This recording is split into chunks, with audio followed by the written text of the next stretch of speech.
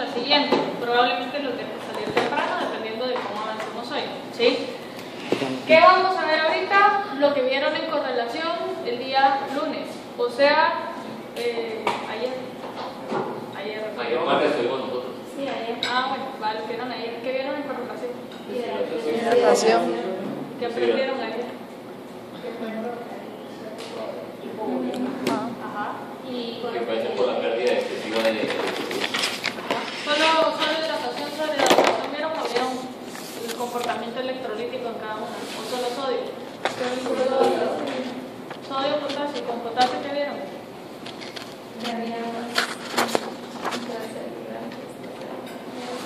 Pero eso ya lo sabía. ¿Qué más?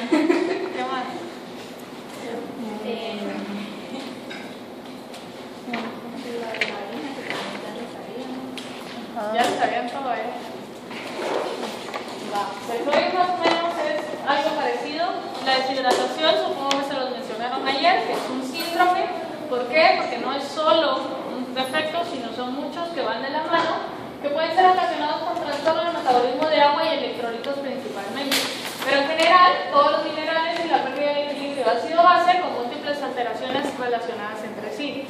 Puede ser que el equilibrio ácido-base cambie la concentración de algunos electrolitos, puede ser que los niveles de agua cambien los electrolitos o viceversa, que los electrolitos cambien los niveles de agua, ¿sí? Y pueden haber un montón de patologías, por ejemplo, algunas que les dejé de tarea, como Addison, por ejemplo, o el síndrome de Cohn, que pueden cambiar algunas concentraciones de electrolitos y por lo tanto los niveles de hidratación, sobrehidratación del paciente. Según la osmolaridad del plasma se reconocen tres tipos de deshidrataciones: isotónicas, hipertónicas e hipotónicas.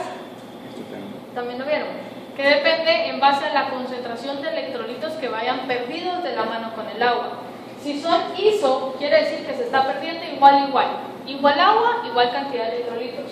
Si es hiper, quiere decir que estoy perdiendo más electrolitos que agua, ¿sí? Quiere decir que es una deshidratación un poco más difícil de compensar, porque no es el agua lo que hay que compensar, sino son los electrolitos. Y las hipotónicas son pérdidas grandes de agua con pérdidas mínimas de electrolitos. Quiere decir que estas pueden compensarse con líquidos que sean hipotónicos. Entonces, en base a la pérdida es la compensación, ¿sí? Para saber cuál es la compensación tienes que evaluar la pérdida primero. Entonces, ¿cuáles pueden ser las pérdidas? Un montón de causas. Entonces, aquí hay algunas etiologías, no son las únicas, son las más frecuentes. La parte digestiva es la más frecuente, vómitos, diarreas, por ejemplo, es lo de rutina con las deshidrataciones, ¿sí?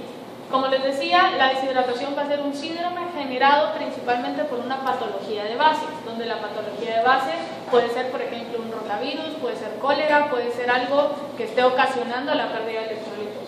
Pueden haber pérdidas cutáneas, pulmonares, renales, o la más obvia en este caso, que sería la falta de ingesta, o sea, tengo deshidratación porque no tomo agua, ¿sí?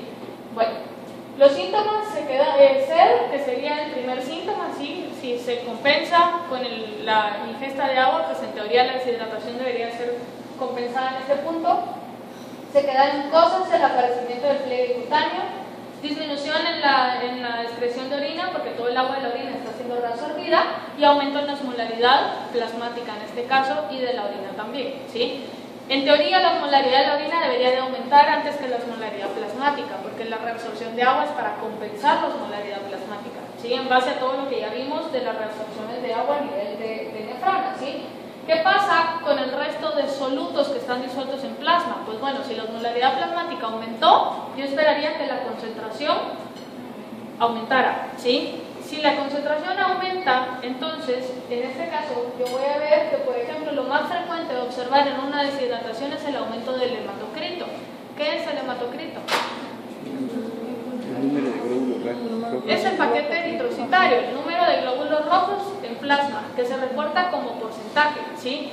Si el plasma empieza a disminuir, el porcentaje del hematocrito va a ser más alto. Entonces, un aumento en el hematocrito es uno de los primeros indicios de deshidratación.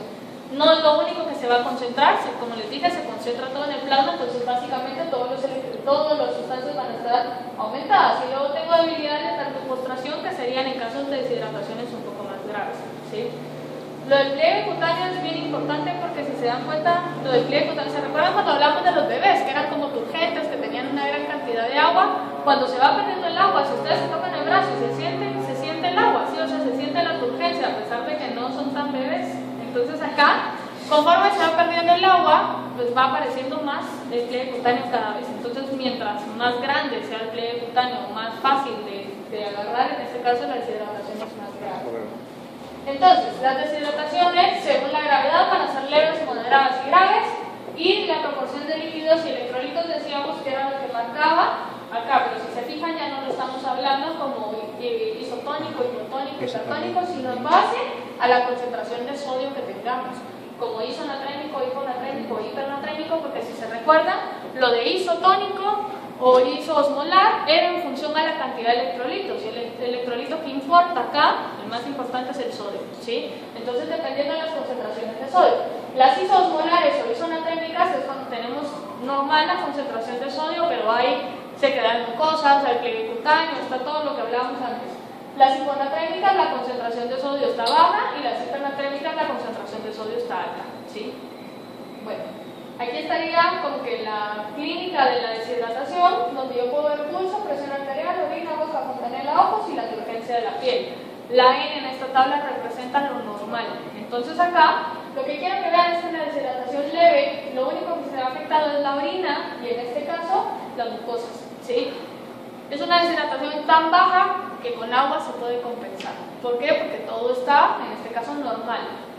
Solo agua si la concentración de sodio estaría alta. Si la concentración de sodio está normal y yo administro mucha agua, puedo diluir esa concentración de sodio. Entonces, ojo acá, ¿sí? ¿Por qué? Porque el tratamiento puede terminar de descompensar la enfermedad. Luego yo tengo la moderada, donde si se fijan ya se ve afectada la presión arterial, ya tengo fontanela hundida y ojos hundidos, y ya la turgencia de la piel empieza a disminuir, o sea, la piel ya se empieza a ver más seca, los ojos se ven así más saltones, como que fueran así sapos. ¿Por qué? Porque no toman agua y así. La grave, entonces si se fijan ya todo dice muy, o sea, ya todo es muy extremo. Si la fontanela se termina de hundir completamente, quiere decir que la cantidad de agua perdida es muy grande, ¿sí? Esto es bien interesante. La turgencia en la piel, si se fijan, pasa de normal a disminuida la turgencia, o sea, que disminuye la turgencia es que ya hay pliegue cutáneo, y en este caso se siente pastosa, o sea que cuando ustedes agarran la piel, sienten como arena bajo la piel. ¿Por qué? Porque son todos los solutos por la disminución de agua, ¿sí? En el anterior donde decía isonatrémica también hay deshidratación, pero los niveles de sodio están normales. Están normales en proporción al agua, ¿sí? Porque acuérdense que ustedes están midiendo sodio en plasma, o sea, probablemente hayan pérdidas de sodio también. Si usted administra solo agua, el sodio le va a quedar bajo en el nuevo volumen. Sí, porque se acuerda cuando nosotros decíamos, le agrega agua a la solución, ¿qué pasa? Aumenta el volumen total, aumenta el volumen extracelular. Usted estaría aumentando el volumen y por lo tanto todo se diluiría, ¿sí? Entonces en ese caso usted debe de administrar un líquido que sea ISO, o sea, administra agua y administra, en este caso, sodio, ¿sí? El caso contrario a la deshidratación sería la sobredeshidratación, que son casos menos frecuentes, pero que aún se pueden encontrar. ¿Se recuerdan cuando hablábamos de Nintendo? ¿Les hablé de lo de Nintendo? Sí, el Wii. Lo hold your pee for your Wii.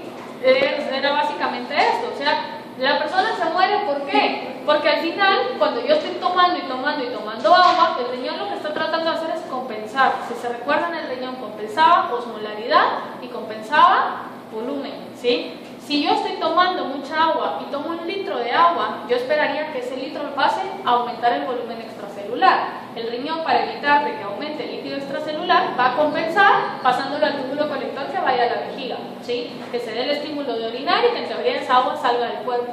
Pero ¿qué pasa si yo estoy aguantándome las ganas de ir al baño? ¿Sí? La vejiga se sigue llenando, el riñón no va a reabsorber esa agua. ¿Por qué? Porque no la necesita. Y luego, ¿qué pasa? La orina se vuelve muy hipotónica, si es que en algún caso llega a existir, o sea, salir la orina del cuerpo. ¿Qué le pasó a esta persona cuando se murió?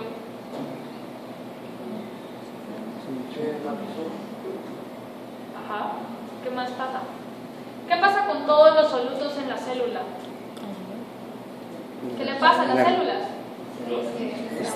Pueden estallar, porque acuérdense que si nosotros administrábamos líquidos, pues esperábamos a que en algún momento ocurriera un equilibrio. ¿Se acuerdan que decíamos que la administración de líquidos tenía que ser lenta y todo lo demás? En este caso, si la administración es muy brusca, o sea, en un concurso de tomar agua, ¿sí? decir, administraciones muy bruscas, yo esperaría que todo el agua pasara a las células, ¿sí? Que la presión osmótica disminuyera en las células y que las células al final pararan estallando. ¿De qué se murió esta persona? Realmente no lo sé, pero cualquier cosa pudo haber pasado, ¿sí? Si es que no le estalló la vejiga primero también. Acuérdense que la vejiga tiene un volumen máximo de contención, que creo que es de 3 litros, no estoy segura. Creo que el estímulo de orinar se da aproximadamente al litro cuando la vejiga se va llenando, ¿sí? Pero todavía tiene una capacidad más como de 1,5 litros, pero más allá de eso ya no aguanta, ¿sí? Bueno, entonces la sobrehidratación puede ser por un exceso de agua, un incremento de agua con sodio normal, que puede ser por una secreción excesiva de la hormona antidiurética. Acuérdense que la antidiurética lo que hace es retener agua, ¿sí? Entonces la persona aquí estaría como sobrehidratada. Pueden ser náuseas, vómitos o convulsiones que lo que hagan es perder electrolitos pero no agua, ¿sí? Entonces hay como poder compensar. Si una persona está vomitando y toma mucha agua, por ejemplo, ¿qué va a pasar? Los electrolitos se ven diluidos porque está tomando líquidos isosmóticos, ¿sí? Líquidos que no tienen, perdón, hiposmóticos, que no tienen solutos. Por eso es que les recomiendan el Pedialyte o un Gatorade o algo que tenga más solutos. Incluso tomarse un fresco creo que sería mejor que tomarse solo el agua pura, ¿sí?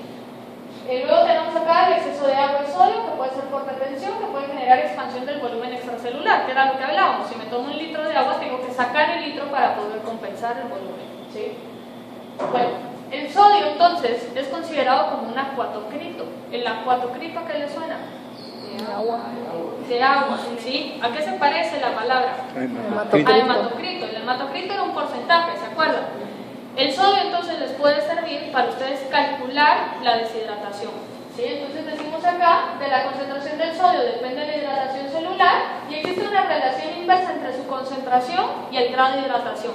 Si es inverso, quiere decir que si yo tengo mucho sodio, yo estoy deshidratado. Y si yo tengo poco sodio, yo estoy sobrehidratado. Ojo, porque pueden haber deshidrataciones hipo e hipernatrémicas, ya lo hablamos, ¿sí? Pero por lo general los niveles de sodio les dan a ustedes una idea del grado de deshidratación del paciente. Por eso les digo, no va solo a nivel de sodio, sino debe de ir acompañado de la historia clínica, de todo lo que hablábamos hace un rato, del pliegue cutáneo, ¿se me fue el nombre de esto? ¿Cómo se llama esta? Fontanella. Fontanella, sí, se me fue. Gracias. Va. Esto es un algoritmo etiopatotécnico, o sea, como para ver cuál pudo haber sido la causa de origen. Entonces, la hiponatremia, que serían valores bajos de sodio plasmáticos, pueden ser por 2 causas. ¿Cómo llamarían a un nivel aumentado de sodio en plasma? En suero. Hipernatremia, ¿sí? Las hiponatremias entonces pueden ser por ganancia de agua. ¿Por qué? Porque el agua lo que hace es tender a diluir el sodio. O pueden ser por pérdidas de sodio y al final me queda mucha agua, ¿sí? Entonces, si yo tengo mucha agua y sodio normal, si el paciente está normal y yo pierdo en este caso agua, yo voy a decir que tengo hipernatremia porque perdí agua. Pero si es al revés, si yo pierdo sodio y tengo ganancia de agua, el sodio queda bajo, ¿sí? Aunque yo los tenga normales, si yo aumento acá, esto sigue quedando bajo, ¿sí? Y luego tengo acá pérdida de sodio, si están normales y pierdo sodio, la relación igual queda siendo inversa, ¿sí? La ganancia puede ser por un exceso de aporte o por una alteración en la eliminación. O sea, o tomo mucha agua o no estoy eliminando adecuadamente el agua, que era lo que hablábamos de la antidiurética y de la retención de agua. Entonces puede ser un descenso de filtrado, una incapacidad de dilución o una incapacidad de la hormona antidiurética. Las pérdidas de sodio pueden ser renales o pueden ser extrarrenales. Las renales pues serían por filtración, por déficit en la reabsorción, por ejemplo, que no se dé el mecanismo contracorriente del que hablábamos en las clases pasadas.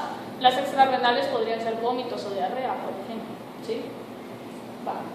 El potasio no tiene ninguna relación directa con el estado de hidratación del paciente. Los niveles altos o bajos están indicando una pérdida del equilibrio ácido-base. O sea, el potasio sí se ve afectado durante el proceso. ¿Por qué? Porque si se recuerdan, en la parte de la nefrona, cuando teníamos el asa de Henle y después el túbulo proximal, en el distal, perdón, en esta parte actúa la aldosterona. ¿Se recuerdan qué hacía la aldosterona?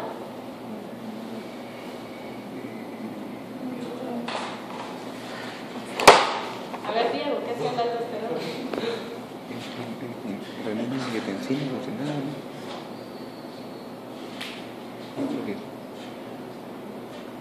La absorción de sodio. Reabsorción de sodio en contratransporte con Potasio. potasio, ¿sí? potasio o protones. Quiere decir que el potasio se puede ver afectado si la reabsorción de sodio por la aldosterona está afectada. Pero lo que quiero que vean es que la aldosterona se secreta en respuesta a las concentraciones de sodio. O sea, la aldosterona está trabajando para el sodio y de paso mueve potasio, ¿sí? Pero si yo quiero compensar potasio, va a ser muy raro que la aldosterona se encienda para compensar potasio. Y por eso decimos, el potasio se ve afectado en el equilibrio hidroelectrolítico, pero no es la causa base. ¿Sí se entiende esta diferencia? Entonces hay una deficiencia en el movimiento de tensión de aldosterona, puede haber secreción excesiva de sodio. Si usted tiene la aldosterona estimulada, va a haber una reabsorción excesiva de sodio y una secreción excesiva de potasio. Entonces, la aldosterona puede ser una... La aldosterona lo que hace es meter sodio al cuerpo y sacar potasio a los riñones. Si usted tiene aumentada la aldosterona, porque el sistema renina-angiotensina está muy alto, termina en el estímulo de aldosterona, va a meter muchos sodios y va a sacar muchos potasios. La aldosterona puede ser una pérdida importante de potasio, entonces. ¿Sí? Pero la aldosterona está trabajando en función del sodio. ¿Se recuerdan lo que hablábamos ayer? Que decíamos a los pacientes hipertensos se les recomiendan dietas bajas en sal porque reabsorben mucho sodio. ¿Sí? Bajas en sal, pero deben de compensar el potasio que pierden. ¿Sí? Entonces es parte de ese equilibrio por la misma hormona. ¿Sí? Va. Entonces acá lo que me interesa es que vean es que el potasio mueve el equilibrio ácido-base y lo hace en función a la cantidad de protones. Si el pH sanguíneo está disminuyendo, ¿qué es lo que está aumentando fuera? ¿Qué es lo que hace que disminuya el pH? La concentración de protones. Quiere decir que yo tengo muchos protones afuera. La célula como que se dedica a la causa. Entonces en este caso lo que la célula quiere es disminuir la concentración de protones afuera. Si quiere disminuir la concentración de protones afuera, lo que va a hacer es como esconderlas dentro. Entonces lo que va a hacer es empezar a internar los protones. Pero para internar protones debe de sacar potasios. ¿Por qué? Porque funcionan en contratransporte. En este caso entonces, si yo estoy sacando muchos protones, estoy metiendo muchos protones a la célula, yo esperaría sacar mucho potasio. Si yo saco mucho potasio, al hacer la medición plasmática, yo esperaría que los niveles de potasio en plasma estén altos. ¿Cómo se le llaman a los niveles de potasio altos? Hipercalemias, ¿sí? O hiperpotasemias, que al final se valen los dos. Lo importante acá es diferenciar el hipercalemia del hipercalcemia, porque a veces cuando escuchan el hipercalemia piensan en calcio, ¿sí? Pero que sepan que es potasio. Entonces acá tenemos que el potasio es el principal cation intracelular, ya lo sabían. Cambios en la concentración de protones van a meter más protones a la célula y van a cambiar las concentraciones. La acidemia, entonces, en acidemia el potasio es desplazado desde el interior de la célula hacia afuera y en alcalemia es al revés. O sea que en alcalemia esperan niveles altos o bajos de potasio en plasma. Alcalemia. Bajos. Niveles bajos, ¿por qué? Porque el potasio lo que está haciendo, la célula hace exactamente lo mismo. O sea, si la célula lo que quería era compensar con lo de los protones, con la acidosis que hacían, meter los protones para que afuera estuviera normal. En cambio sacaba potasio, ¿sí? Ahora lo estoy haciendo al revés, afuera hay pocos protones. ¿Quién nos va a donar? La célula. La célula saca protones, pero va en contratransporte con el potasio. Quiere decir que el potasio dentro de la célula va a aumentar más todavía, ¿sí? ¿Qué quiero que vean ahí entonces? Que concentraciones dentro de la célula de potasio son casi el 98% de todo el potasio corporal, o sea, casi 150 milimoles por litro. Y afuera tenemos 4 milimoles por litro, 4, 5 máximo, ¿sí? Bueno, entonces acá está 98% intra y 2% extra. Lo que quiero que vean es que el rango de referencia extracelular es entre 3.5 y 5 mil equivalentes más o menos. Si yo hablo de un aumento de 5 a 5.5, por ejemplo, no soy muy buena para la mate, así que puede ser que me esté confundiendo, el aumento de este 0.5% puede ser un aumento del 20% en la concentración de potasio, ¿sí? Si yo lo aumento en 1, por ejemplo, yo estaría hablando de un aumento en la concentración de potasio del 40%. O sea, un paciente con concentraciones de potasio de 6, yo estoy hablando que tiene una concentración muy elevada. A pesar de que ustedes vean que solo está subiendo una unidad, esa unidad representa un porcentaje muy alto, ¿sí? Si ustedes hablan de un aumento de potasio de 6 a 6.5, por ejemplo, el paciente aumentó 20% más, ¿sí? Lo del 20 pónganlo en duda, pero es más o menos eso, ¿sí? Entonces lo que quiero que vean acá es que niveles afuera son muy bajos. A diferencia del sodio, que el sodio decíamos el valor de referencia es 130, 140. Quiere decir que si en ese caso ustedes hablan que el sodio aumenta de 140 a 142, por ejemplo, no es ni el 2% que está aumentando, ¿sí? Entonces, que aumente 2 unidades el sodio no es lo mismo que aumente 2 unidades el potasio, ¿sí? Ese aumento de 2 unidades de potasio puede matar a alguien. ¿Y si la concentración plasmática disminuye? Si disminuye, igual puede matar a alguien porque está disminuyendo en un 60%, ¿sí? O está disminuyendo en un 40%, por ejemplo. Pero si la disminuye en 60-40%, no puede haber una patología. ¿Cómo así no puede haber una? De hecho, sí. Entonces acá está el exceso de déficit. El exceso de déficit puede predisponer a arritmias potencialmente mortales. Porque si estamos hablando de una concentración de 3 a 5 y tenemos menos, ¿por qué podría haber una patología si a nivel extracelular hay menos de lo que tendría que tener? O sea, ¿me van a entender, no? no. ¿Otra vez? Porque, ¿cómo explicarlo? ¿Por qué si hay menos no se compensa con la célula? Porque la célula no saca más. Porque ese nivel inferior de la célula está normal y yo disminuyo en cantidades extracelulares, ¿por qué? A ver, Es que la célula usted no sabe si está normal. Porque la célula usted no la puede medir. Pero si digamos en todo caso llegar a estar normal. Lo más probable es que si está abajo o afuera es porque la célula lo está metiendo, ¿sí?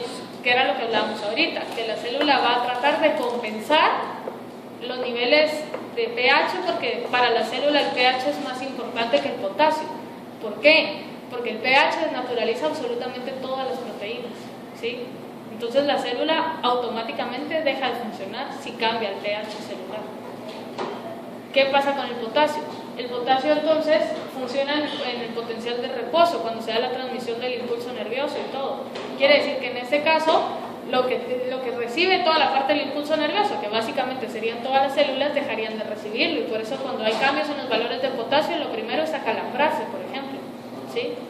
No sé si ha habido la recomendación de que se calambra mucho, tome potasio. Sí, tome agua de plátano. Porque el plátano es rico en potasio. Sí. Pero no sé si eso era lo que me estaban preguntando. No, ¿qué era lo que me estaban preguntando? ¿Que por qué si se disminuye va a presentar patologías si la célula está bien? O sea, supuestamente tiene que haber menor concentración afuera, ¿no? Lo que pasa es que cuando cambia concentraciones, eso lo van a ver en fisio, que cuando cambian las concentraciones de electrolitos, usted está cambiando el potencial de membrana, porque las cargas positivas y negativas en membrana cambian. Entonces empieza a cambiar la permeabilidad de membranas, aunque las concentraciones dentro estén funcionando bien. Entonces como que se despolariza. Se puede despolarizar la membrana, ¿sí? De las células. Entonces por ahí va la cosa, aunque adentro esté bien, si la cantidad de cargas positivas, negativas afuera no está en equilibrio, igual la célula sufre daño. ¿Sí? Va. Entonces, el exceso está relacionado a acidosis, la disminución a alcalosis, ahí está hiperpotasemia o hipercalemia, o hipopotasemia o hipocalemia, ¿sí? Entonces, hay algo importante acá. La hemólisis está relacionada con niveles de hiperpotasemia. ¿Por qué?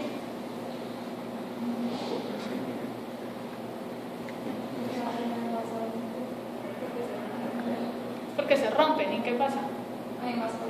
Hay más potasio adentro. Si estamos diciendo que adentro hay casi 150 miliequivalentes, quiere decir que esos 150 miliequivalentes están saliendo a aumentar las concentraciones de potasio, que ya dijimos las van a aumentar, tal vez al momento están diluidas en 0.5 o en 0.3, que para el potasio era un aumento significativo. Entonces, les repito lo que les he mencionado a lo largo de toda esta clase, la mayoría de errores del laboratorio están antes de llegar al laboratorio, ¿sí? Quiere decir que si ustedes están sacando sangre y ponen un torniquete muy apretado, ponen la liga muy apretada para que se le salte bien la vena al paciente, por ejemplo, ese torniquete puede causar hemólisis. Quiere decir hemólisis temporal. Entonces, ¿qué pasa? Conforme los eritrocitos van pasando por la vena donde ustedes están sacando sangre, los están lisando. ¿Qué está pasando con las concentraciones de potasio? Están aumentando. Van a ser una pseudo hipercalemia, ¿sí? Si pusieron el torniquete suave, porque Regina les dijo en alguna clase de bioquímica que el torniquete no tenía que ir muy fuerte, lo pusieron suave, pero no se le mira la vena al paciente, le empiezan a somatar la vena para que se le salte, eso igual genera hemólisis, ¿sí? Quiere decir que la función para Que pasa exactamente lo mismo con los tiempos de coagulación. ¿Se recuerdan que les dije que lo que están haciendo es generando daño y empezando a liberar factores tisulares? Pasa lo mismo. Por eso tanto los pinchones de potasio, el resto de electrolitos no importa, pero tanto el resto de los pinchones de potasio como de tiempos de coagulación tienen que ser pinchones limpios, ¿sí? ¿Qué pasa? Si, bueno, ya no se mataron porque saben que eso genera hemólisis, porque saben que van a hacer mediciones de potasio. Si hacen mediciones de sodio y cloro, no importa, ¿sí? Pero usualmente van en el mismo tubo, entonces tienen que estar bien sacada la muestra. Entonces ponen al paciente a hacerle esto. ¿Para qué? Para que la vena se salte, para que la vena se ponga más fuerte. Incluso a veces hasta les consiguen una pesita para que tengan más sacada la vena. ¿Qué pasa? Eso también genera hemólisis chiquita, pero hemólisis pequeña que puede aumentar en un porcentaje drástico la concentración de potasio. Para los fines que ustedes necesitan, pues, porque esa hemólisis rápidamente se compensa a nivel plasmático, ¿sí? Pero a nivel de laboratorio no hay compensación, quiere decir que el laboratorio va a medir el nivel aumentado. ¿Sí se entiende? Entonces, ¿cómo la sacan? Entonces, si el paciente tiene niveles, para hacer niveles de... Si no tiene potasio, saquen la sangre como quieran, ¿sí? No importa. Con cuchillo. Va. Pero si tiene potasio, ponen el torniquete suave. Si no ven la vena, la sienten. Hasta que sientan la vena y sepan que en un solo pinchón va a entrar, lo hacen, ¿sí? Porque acuérdense que parte del potasio va a aumentar por pequeños cambios muy bruscos. Y entonces se toman la paciencia del mundo para asegurar que ese resultado va a reflejar las concentraciones que tiene el paciente, ¿sí? Entonces aquí es lo mismo en general con todos los electrolitos. Excesos, hiper, van a ser por excesos en la ingesta y las deficiencias por falta de ingesta, o porque no los estoy eliminando y los estoy reteniendo, o los estoy perdiendo porque los estoy eliminando mucho, ¿sí? Y lo mismo que ya hablábamos de los pasos de compensación de las células de adentro hacia afuera. Esto que está acá son causas que favorecen la entrada de potasio a la célula o la salida de potasio de la célula. ¿Qué quiero que vean ahí? Que hay muchas patologías más allá de acidosis alcalosis que bioquímica no va a tomar, ¿sí? Pero probablemente fisio sí, o farma sí, y que vayan a ver otro tipo de patologías, ¿sí? O sea, que sepan que hay muchas cosas más que cambian los niveles de electrolitos. Va. Principales causas de hipopotasemia, la principal es la pérdida renal y algunas, lo que hablábamos del hiperaldosteronismo, o sea, la secreción aumentada de la aldosterona, que lo que hacía era secretar mucho potasio. Por eso decíamos, estos pacientes deben compensarlo con una ingesta aumentada de potasio, ¿sí? Aumentada en dosis, pues, porque es que estamos perdiendo, pero hay que compensarlo con la dieta. Esto que está acá es el mismo logaritmo que hemos visto ya varias veces. La diferencia es que aquí otras veces lo hemos visto en función del sodio, ahorita está visto en función del potasio, para que se recuerden por qué es que el potasio disminuye, porque hay una eliminación renal aumentada, ¿sí? A nivel del túbulo distal en la nefrona. Esto es lo de la entrada y la salida de los protones, solo por si alguien no lo ha terminado de entender, cómo una concentración de protones fuera va a empezar a meterse a la célula en contratransporte con el potasio, y en el caso de la alcalosis viceversa, cómo los protones de afuera van a entrar para permitir la entrada de potasio a la célula. El cloro generalmente cursa en compensación con el bicarbonato, aumentando el cloro cuando desciende el bicarbonato y viceversa. El cloro puede estar afectado en casos de deshidratación. ¿Por qué? Porque el cloro se mueve junto con el sodio. ¿Se recuerdan en esa parte que se perdía la permeabilidad al agua? La de electrolitos no se perdía, ¿sí? Quiere decir que en esa parte puede haber mucha retención o mucha pérdida de cloro dependiendo de cómo estén los niveles de sodio, porque acuérdense que quien mueve el equilibrio es el sodio. Sin embargo, en valores de acidosis o alcalosis, el cloro va a ir inverso a como está el bicarbonato. Y si el bicarbonato es visto como una base que puede servir como dadora de electrones, en el caso del equilibrio ácido-base, el bicarbonato, al momento en que yo pierda mucho bicarbonato y tenga una acidosis metabólica, por ejemplo, yo puedo tener hipercloremia, ¿sí? O en el caso contrario, yo tengo una alcalosis metabólica por exceso de base, yo puedo tener hipocloremias, ¿sí? Porque los electrolitos van a estar aquí descompensados en función al equilibrio ácido-base. Entonces acá está, el cloro es el principal anión extracelular junto con el bicarbonato, y el nivel de cloro influye en niveles de sodio, porque decíamos iban juntos en esa reabsorción, que es la que se da a nivel de riñón. de forma recíproca a la del bicarbonato, y el cambio de la concentración plasmática de cloro independiente de sodio debido a una alteración de equilibrio ácido-base. O sea, el cloro puede estar alterado por sodio o puede estar alterado por bicarbonato, ¿sí? Entonces, excesos, hipercloremias y disminución hipocloremias, y con eso termino esta clase. ¿Alguna pregunta?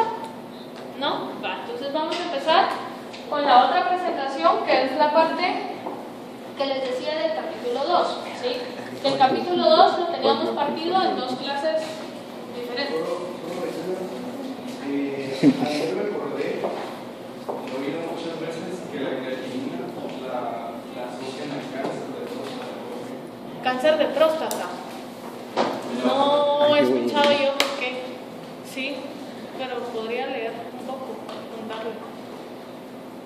No sé. O sea, cáncer de próstata, usted me dice cáncer de próstata en el laboratorio y yo pienso fosfatasa ácida. Y nada más, ¿sí? Pero creatinina no lo había escuchado. Sí, no le estoy diciendo que sea mentira, le estoy diciendo que yo no lo sé, ¿sí? Pero puedo averiguar por qué, puedo preguntar por qué, o leerlo y le cuento. ¿Cuándo? No sé, pero lo voy a buscar, ¿sí? Va, entonces, aquí empezamos en esta clase, regresamos a hablar del agua, o sea, ya habíamos hablado de agua y nos fuimos a electrolitos. Ahorita regresamos a hablar del agua, porque el agua tiene la capacidad de poderse disociar. ¿En qué se va a disociar una molécula de agua? En hidrógeno. En hidrógenos y qué. Y OH, ¿sí? Pero acuérdense que son H2O, ¿sí? Va, entonces, en hidrógenos o en hidroxilos, ¿sí? Esa disociación del agua entonces tiene una alta relación con la escala de pH. A partir de la escala de pH nosotros vamos a ver cómo se mantiene el equilibrio de pH, o sea, vamos a hablar de amortiguadores fisiológicos. Cuando hablamos de amortiguadores fisiológicos vamos a ver cómo se mantiene el pH constante, y después vamos a hablar de las alteraciones en los cambios de pH, o sea, acidosis, alcalosis, tanto metabólicas como respiratorias, y sus compensaciones.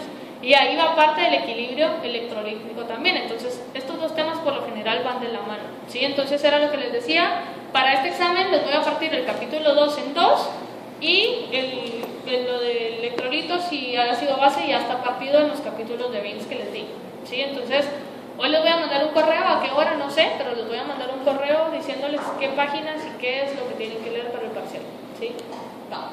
Entonces, vamos a empezar a hablar de la ionización del agua, que ya dijimos que se ioniza en H+ y en OH-. Lo importante acá es entender por qué se da la ionización, y para eso necesito que me digan qué es un nucleófilo. Que es ávido de protones. Que quiere protones, ¿sí? El nucleófilo es el amante del electrón, y por eso busca el núcleo, ¿sí? Si es el amante del electrón, ¿tiene cargas negativas o positivas? Positivas. En el núcleo, ¿qué tenemos? ¿Electrones o protones? Protones, ¿sí? Quiere decir que tiene cargas negativas para buscar a las cargas positivas del protón, ¿sí? Va. Entonces, pregunto, ¿el agua es un nucleófilo o sí o no? ¿Tiene cargas positivas o negativas? Es neutro. No tiene positivas ni negativas. A ver, me contestaron bien seguro, sí es un nucleófilo. ¿Por qué es un nucleófilo? Por la disociación que puede tener el agua. Los pares de electrones del oxígeno quedan con cargas negativas. Exacto, quedan con cargas parciales negativas. ¿Sí? ¿Se recuerdan que lo vimos cuando vimos la polaridad del agua? Esas cargas